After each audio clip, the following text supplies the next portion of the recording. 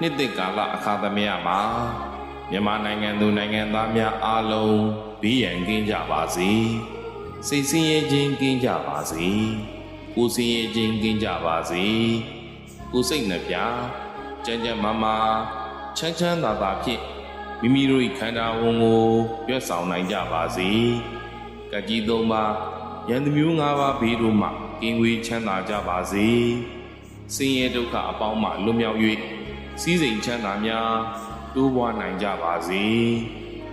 လူအချင်းချင်းလှည့်ပတ်ခြင်းကင်းရှင်းကြပါစေအထင်သေးခြင်းအချင်းချင်းကင်းရှင်းကြပါစေ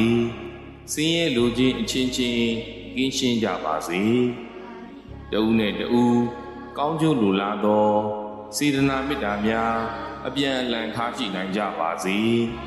လောကအကျိုးလူအကျိုးများကိုသယ်ဖို့ဆောင်ရွက်နိုင်ကြပါစေ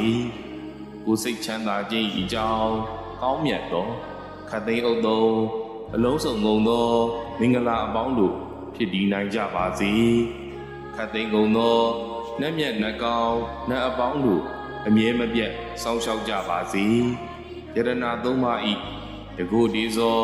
မေတ္တာအာနုဘော်တော်တို့ကြောင့်နေရောညင်မှာဘေခမပြတ်အခါခတ်သိမ်းကိုယ်စိတ်နှဖျား